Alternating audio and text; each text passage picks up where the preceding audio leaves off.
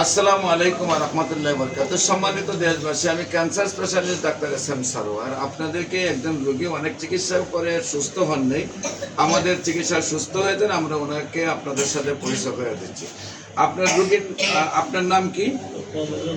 মোহাম্মদ রফিকুল ইসলাম। আপনার রোগীর নাম? মুসাম্মদ নূর নার আক্তার। আপনার কি হয়? স্ত্রী। আপনার পিতার নাম? মোহাম্মদ সুলতান আহমেদ। আপনার মায়ের নাম?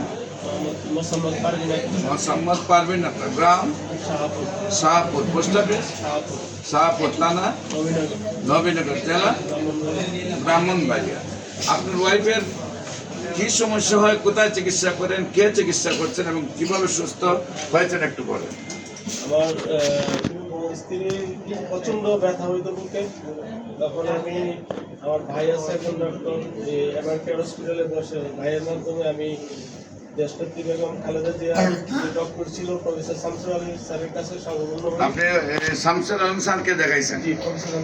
মাননীয় প্রধানমন্ত্রীর যিনি দেশনেত্রী বেগম খালেদা জিয়ার ডাক্তার যিনি ছিলেন, দেখানোর পরে স্যার আমাকে দুইবার ইআরসিবি করছে। প্রথম ইআরসিবি করে পাথর বাইর করে দিছে, বলছে আলহামদুলিল্লাহ ভালো হয়ে যাবে। একটা স্টেন লাগাই দিয়েছিল, বলছে 3 মাস পরে আসেন আপনার রোগী ভালো হয়ে যাবে। 3 মাস যাওয়ার আগে আবার ব্যথা হচ্ছে, পরে আবার নিয়ে আসছি। নিয়ে আসার পরে বলতেছে স্যার যে আরো কিছু পাথর আছে, ওগুলো বাইর করে দিলে ইনশাল্লাহ ভালো হয়ে যাবে। তারপর আবার ইআরসিবি করাই, পাথর বের করে দেয়। এরপরে আবার 3 মাস না যেতে আবার ব্যথা হয়। তখন আমি আবার এমআরআই করাই, এমআরআই করার পরে দেখেছি পাথর রয়ে গেছে। তখন আমি ইউটিউবে সার্চ দেওয়ার পরে আমি ক্যান্সার স্পেশালিস্ট অধ্যক্ষ এস.এম. সারোয়ার স্যারের সন্ধান পাই। তারপরে আমি আপনার চেম্বারে আসি। আসার পরে আজকে সামান্য ওষুধ খাওয়া হচ্ছে। আলহামদুলিল্লাহ আমার ওয়াইফের প্রচণ্ড পেন হইতো, ভোল্টারের সাবসিডের মতো লাগতো, কিন্তু আলহামদুলিল্লাহ এখন আগের মতো পেন হয় না, অনেক অংশে ব্যথা চলে গেছে। আলহামদুলিল্লাহ অনেক ভালো হয়ে গেছে। এখন আপনার ওয়াইফ ভালো আছেন? জি। সম্মানিত দেশবাসী, বিশেষ করে এরকম যে সকল জটিল রোগীগুলা বাংলাদেশ, ইন্ডিয়া, সিঙ্গাপুর বড় বড় ডাক্তারদের চিকিৎসা করে সুস্থ হন নাই, সেই সব রোগীদের সাক্ষাৎকার পাবেন আপনারা ক্যান্সার গবেষক অধ্যক্ষ ডাক্তার এস.এম. সারোয়ার। ইউটিউবে চার্জ করলে প্রায় 5,500 ঊর্ধ্বে রোগীর সুস্থতা পাবেন ইউটিউব, ফেসবুক, গুগল, টিকটক, ইনস্টাগ্রামে। বিশেষ করে আমি বলবো যে সারা ওয়ার্ল্ডের ডাক্তাররা যেখানে বলেন ক্যান্সার, কিডনি, থ্যালাসেমিয়া, এইডস এবং হেপাটাইটিস বি, এই রোগগুলোর কোনো চিকিৎসা নেই। মৃত্যুর আগের দিন পর্যন্ত ওষুধ খাইতে হবে এবং এই রোগগুলো হলে আমরা সাময়িক চিকিৎসা দিয়ে থাকি, একসময় মৃত্যু হয়ে এটাই মেনে নিতে হয়। আদৌ পর্যন্ত কোনো ডাক্তার 50 জন ক্যান্সার রোগী সুস্থ হয়েছে তার কাছে তার কোনো প্রমাণ পৃথিবীতে নেই। সবাই বলেন যে এটা মরণ বিধি। আপনারা যদি আমাদের চার্জ করেন প্রায় 5,500 ঊর্ধ্বে রোগী পাবেন, যাদের নাম, ঠিকানা, পোস্ট অফিস সহ তাদের বাড়ির অ্যাড্রেস সহ আমরা বলে দিই এবং সেইখানে গেলে তাদের পেপার সহ দেখতে পারবেন। বিশেষ করে এই জটিল রোগগুলি একদিকে চিকিৎসা করতে প্রতি মাসে লাগে কয়েক লক্ষ টাকা, আবার অন্যদিকে রোগীটিও চিকিৎসা করতে করতে মারা যান। বিশেষ করে আমি বলবো যে খুবই সামান্য পয়সায় হোমিওপ্যাথিকের চিকিৎসা হয়, যেখানে লক্ষ লক্ষ টাকা চিকিৎসা করে খরচা করে সুস্থ না হয়, আল্লাহর অশেষ রহমতে হোমিওপ্যাথিকে সম্পূর্ণভাবে সুস্থ হয়। যে সকল এমবিবিএস ডাক্তাররা আছেন আমাদের সাথে এবং বিএসএমএস ডাক্তাররা আছেন এবং ডিএসএমএস ডাক্তার আছেন, তাদের সমন্বয়ে আমরা 50 জন ডাক্তার একটা জোন আছি।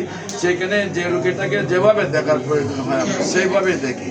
বিশেষ করে আপনাদেরকে বলবো, যারা রেজিস্টার্ড ডাক্তাররা আছেন Unani, Ayurvedic, herbal, homeo, allopathic, যারা এমবিবিএস ডাক্তারের সহ যারা মনে করেন এই রোগগুলি সুস্থ হয় না, তাদেরকে আমাদের অফিস ভিজিট করার জন্য আমন্ত্রণ জানাবো। পাশাপাশি আপনারা যদি মনে করেন এই চিকিৎসাতে আমাদের যারা সুস্থ হয়, আপনাদেরকে সহযোদ্ধা হিসাবে আমাদের পাশে চাই।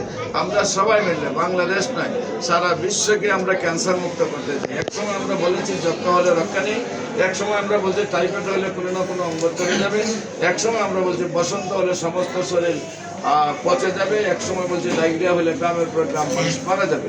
কিন্তু আজ সেইগুলোর কোনো ভিত্তি নেই।